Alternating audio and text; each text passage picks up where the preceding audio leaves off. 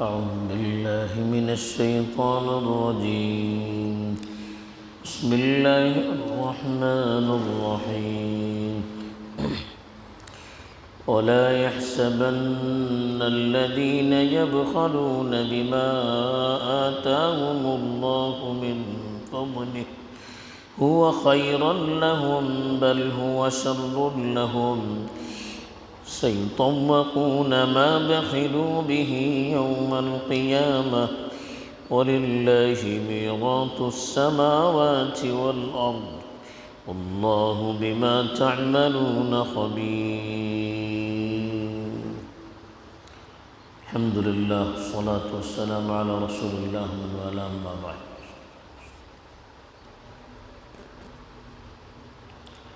قرآن مجید کا جب ہم مطالعہ کرتے ہیں تو ہمیں نظر آتا ہے کہ قرآن مجید نے ایک تو نماز اور زکوٰۃ دونوں کا تذکرہ اکثر ساتھ ساتھ کیا ہے. دوسرے جہاد بالنفس اور جہاد بالمال، اللہ کے لیے اپنی جان کو قربان کرنا اور اللہ کی راہ میں اپنا مال قربان کرنا، ان دونوں کا بھی اکثر ساتھ ساتھ تذکرہ کیا ہے. پیچھے کئی ایک آیات میں غزوہ احد کے پس منظر میں جہاد کی آیتیں بھی تھیں اور اس سلسلے میں بہت سے رہنما اصول بھی تھے. اب جو آیت تلاوت کی گئی ہے اس میں خاص طور پر مال کے خرچ نہ کرنے والوں کو وعید سنائی جا رہی ہے. جو لوگ اللہ کی راہ میں خرچ کرنے سے بخل کرتے ہیں ان کو وعید سنائی جا رہی ہے کہ جو مال وہ سمیٹ کر رکھ رہے ہیں اور جس مال کی وجہ سے وہ دنیا والوں پر فخر کر رہے ہیں، جس مال کو وہ اپنے لیے خوشیوں کا، راحت کا ذریعہ سمجھ رہے ہیں اور دنیا میں اونچ نیچ کا اس کو معیار بیان کر بنا رہے ہیں، اس مال کی کیا حیثیت ہے؟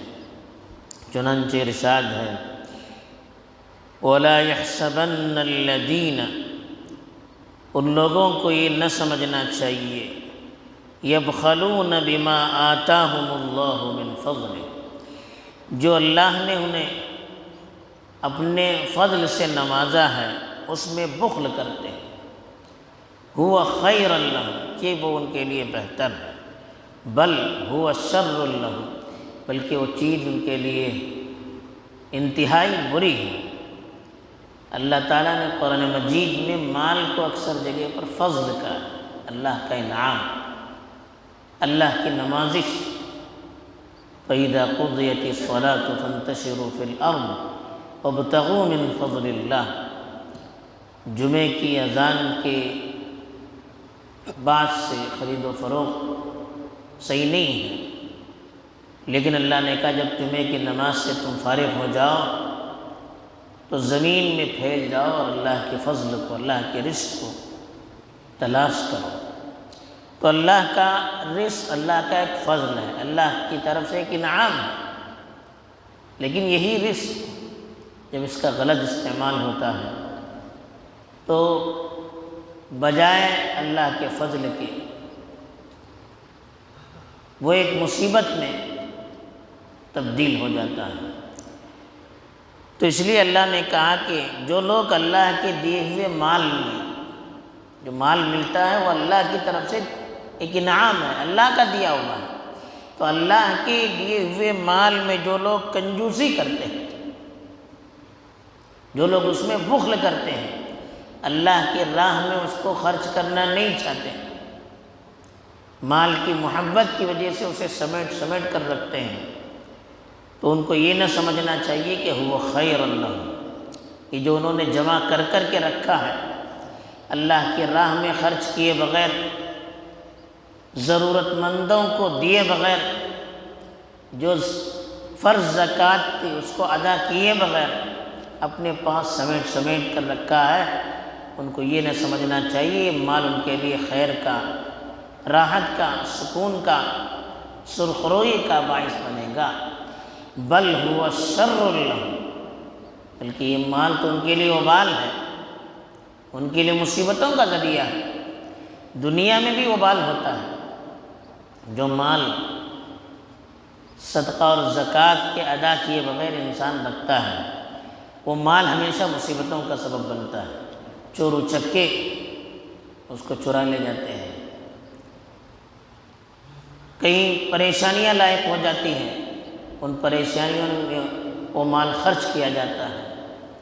طرح طرح کی تکلیفیں ہوتی ہیں، اس مال کی وجہ سے لوگ حسد کرتے ہیں، اس سے نفرت کرتے ہیں، اس کو چھیننے کے پیچھے رہتے ہیں، ظالمانہ ٹیکس کی نظر وہ مال ہو جاتا ہے۔ اور بھی بہت ساری مالیاتی مصیبتیں ہوتی ہیں جو مال کے خرچ نہ کرنے کی وجہ سے آتی ہیں، اور آخرت میں تو اس کا جو وبال ہوگا ہم سوچ نہیں سکتے۔ قرآن میں اللہ نے فرمائے سَيُطَوَّقُونَ مَا بَخِلُوا بِهِ يَوْمَ الْقِيَامَةِ، جس چیز کو انہوں نے بخل کر کے رکھا، کنجوسی کر کے رکھا، قیامت کے دن اس کا طوق بنا دیا جائے گا۔ جیسے گردن میں طوق پہنا دی جاتی ہے، بیڑیاں پہنائی جاتی ہیں، ویسے وہ مال طوق بنا کر پہنایا جائے گا۔ کیسے پہنایا جائے گا؟ حدیث میں اس کی تشریح آتی ہے کہ انسان جس مال کو سمیٹ کر رکھتا ہے، اس مال کو آزدہے کی شکل دی جائے گی، زہریلا آزدہ جس پر کالے کالے نشانات ہوتے ہیں، وہ آزدہ اس کو لپٹ لے گا اور اپنی جبڑوں سے اس کو دبوچ لے گا اور کہے گا انا کنزک انا کنزک انا مالک انا مالک، میں ہی تمہارا خزانہ ہوں، میں ہی تمہارا خزانہ ہوں، میں ہی تمہارا مال ہوں، میں ہی تمہارا مال ہوں۔ اس طرح سے اس کو قیامت میں مستقل عذاب دیا جاتا رہے گا۔ دوسری روایت میں آتا ہے کہ جو جانور تھے زکوٰۃ کے، اس کو اگر اس نے صدقے میں نہیں دیا، زکوٰۃ نہیں دیا، اب وہ جانور اس کو بھرپور شکل دی جائے گی، تو قیامت کے دن میدان میں وہ جانور اس کو رونتے رہیں گے، ہر وقت ایسا ہوتا رہے گا۔ اسی طرح سے قرآن مجید کی خود آیت میں آیا ہے کہ جو سکے اس نے جمع کر کے رکھے تھے، اس کو آگ پر تپایا جائے گا اور اس سے اس کو داغا جائے گا، پیٹھ کی طرف، چہرے پر، بازو پر، پیٹھ پر، الگ الگ جگہ پر اس کو داغا جاتا رہے گا۔ تو یہ مستقل عذاب کا ذریعہ بنے گا۔ جو مال اس نے جمع کر کے رکھا تھا اس کے لیے طرح طرح کے عذاب کا ذریعہ بنے گا۔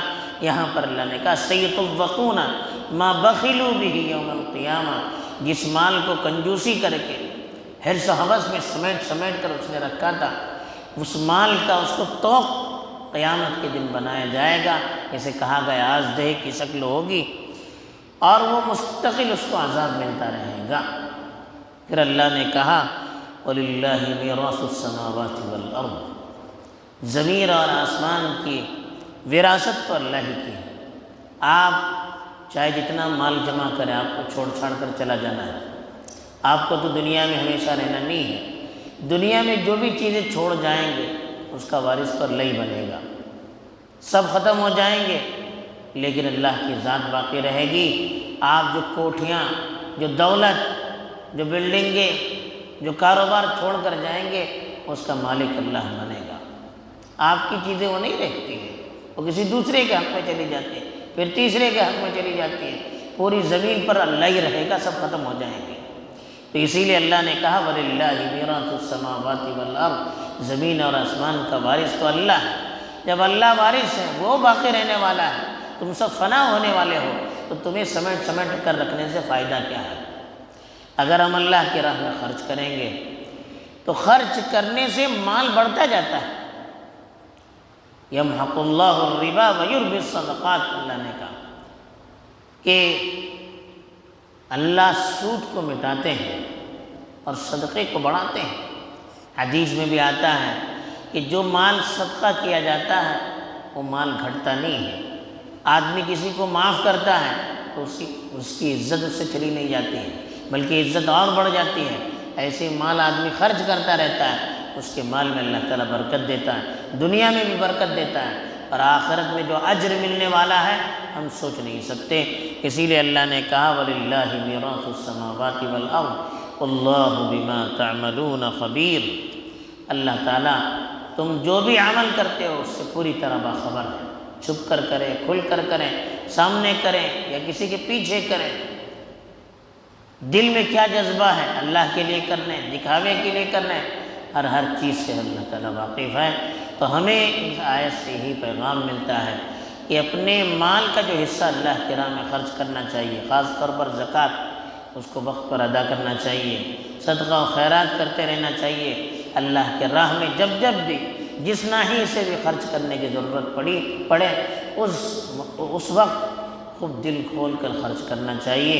دوسری چیز یہ معلوم ہوتی ہے کہ جو مال آدمی خرچ نہیں کرتا ہے قیامت کے دن وہی مال وبال جان بن جائے گا۔ تیسری چیز یہ معلوم ہوتی ہے کہ سب کچھ انسان کو چھوڑ چھاڑ کر جانا ہے، اللہ ہی باقی رہنے والا ہے۔ تو جو باقی رہنے والا ہے اس کے لیے سب کچھ سزاوار ہے، جو ختم ہونے والے ہیں ان کے لیے مال کو رکھ کر فائدہ کیا ہے۔ چوتھی چیز اللہ نے یہ بیان کی کہ آدمی جو بھی خرچ کرتا ہے اس کی جو بھی اس کے جذبات ہوتے ہیں، نیت ہوتی ہیں، جو بھی تعداد ہوتی ہے، ہر چیز سے اللہ واقف ہے۔ تو اس لیے ہمیں اللہ کے لیے نیت کر کے خرچ کرنا چاہیے۔ اللہ تعالیٰ نے توفیق دے۔ آمین۔ وآخر دعوانا الحمد للہ رب العالمین۔